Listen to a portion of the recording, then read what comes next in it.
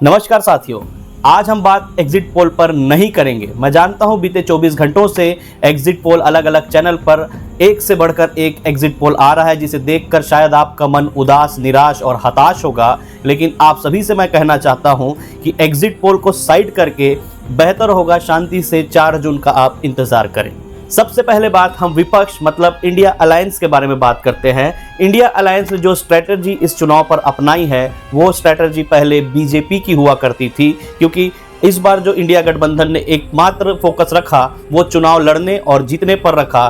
PM का चुनाव हम बाद में कर लेंगे, पहले चुनाव जीत तो सके, ये स्ट्रेटजी पहले बीजेपी की हुआ करती थी। चाहे सिटिंग सीएम्स को जेल भेजना हो, चाहे अकाउंट का फ्रीज करना हो, हर परिस्थिति में इंडिया अलायंस मजबूती के साथ डटा रहा, एक आपसी प्रेम और एक एकता के साथ बिना किसी मनमुटाव के 2024 का चुनाव विपक्ष ने बहुत मुस्तैदी से और बहुत मजबूती से लड़ा।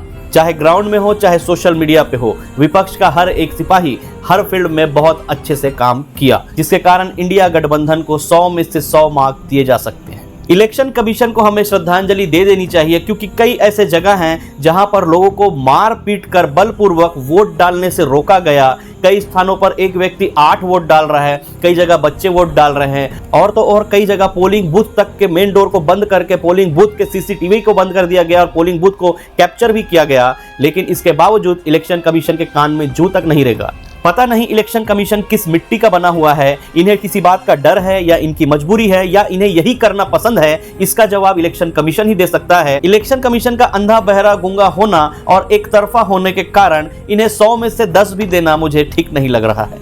मीडिया के लिए 2024 का चुनाव काफी उतार चढ़ाव भरा रहा। ना सिर्फ ये मीडिया कई जगह खुलकर भाजपा प्रवक्ता भी बनी, बल्कि कई बार खुलकर मोदी जी का खंडन करते और मोदी जी के झूठ को पकड़कर सच बताने तक का सामर्थ्य इस मीडिया ने किया। साधन संसाधन के साथ हेलीकॉप्टर तक का जुगाड़ करके अपने मालिक के लिए माहौल बनाने के लिए मीडिया इस चुनाव में तैयार थी। मीडिया ने प्रधानमंत्री जी से इंटरव्यू भी लिया, एक नहीं कई लिया, जिसमें पत्रकारों ने प्रधानमंत्री जी के एनर्जी लेवल के क्वेश्चन के साथ साथ कुछ पत्रकारों ने कुछ लॉजिकल सवाल तो पूछा, लेकिन इसके जवाब में प्रधानमंत्री जी ने खुद मीडिया को जलील करके उन्हें आईना दिखा दिया। भले मीडिया उछल उछल कर एग्जिट पोल आपको बता रही है, लेकिन इसी मीडिया का उदास और मायूस चेहरा इस चुनाव में आप सभी ने भी देखा है। मीडिया परफॉर्मेंस की बात करें तो 100 में से 10 देना भी इन्हें मुझे अच्छा नहीं लग रहा है। मां से सिर्फ मटन, मुर्गा, मछली और मुजरा ही नहीं, मां से ममता बनर्जी और मायावती ने भी इस चुनाव में अपनी एक विशेष और अलग भूमिका निभाई। जहां इंडिया अलायंस पूरी एकता के साथ लोकतंत्र और संविधान बचाने की लड़ाई लड़ रहा था,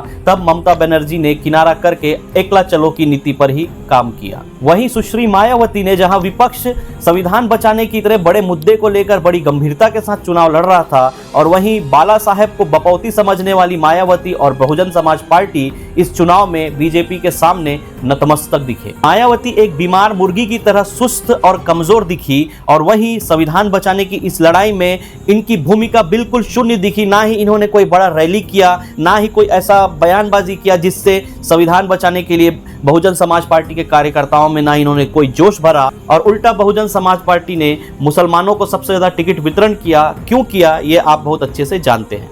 संविधान को बचाने की इतनी बड़ी लड़ाई में बहुजन समाज पार्टी और मायावती की चुप्पी और शून्यता और सरेंडर को इतिहास याद रखेगा। इस पूरे चुनाव में बीजेपी विकास और अपनी उपलब्धियों के बारे में लेकर बिल्कुल शांत रही, और राम मंदिर का भी उतना ज्यादा असर ना होता देख कांग्रेस के मैनिफेस्टो पर झूठ बोलकर उन्होंने काम चलाया, और फिर भी इसका असर ज्यादा ना होता देख हिंदू मुस्लिम पर उतर आए, वो भी बेअसर हुआ। तो अडानी अंबानी को लेकर आए, उनका भी असर उल्टा पड़ गया, तो वो मटन, मुर्गा, मछली और मुजरा पर उतर आए। और अंत में मोदी जी का मुंह अगर खुल गया तो ऐसा होगा वैसा होगा, ऐसी धमकी के साथ ये प्रचार बंद हो गया। अब आप खुद बताइए, जिस इंसान का मुंह कभी बंद नहीं होता वो बोल रहा है मेरा मुंह खुल जाएगा तो ऐसा हो जाएगा वैसा हो जाएगा, ऐसा बोलकर ये पूरा चुनाव समाप्त हुआ। बीजेपी की स्ट्रेटजी की बात करें तो बीजेपी को भी 100 में से 100 मिलना चाहिए, क्योंकि बीजेपी जिन मुद्दों पर चुनाव लड़ती है, जिन मुद्दों पर वोट मांगती है, वो उन्हीं मुद्दों पर कायम रही, और ज्यादा से ज्यादा आक्रामक होने, ज्यादा से ज्यादा नीचे गिरने की कोशिश उन्होंने की,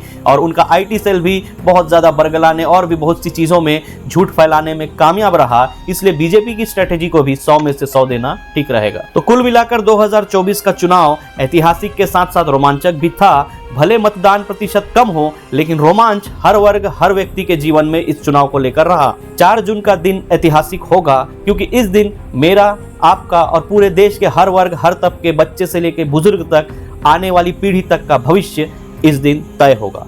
तो एग्जिट पोल को गोली मारिए, शांति से अपने परिवार के साथ समय बिताइए, प्रार्थना करें, दुआ करें और 4 जून का इंतजार करें। जय हिंद, जय भारत।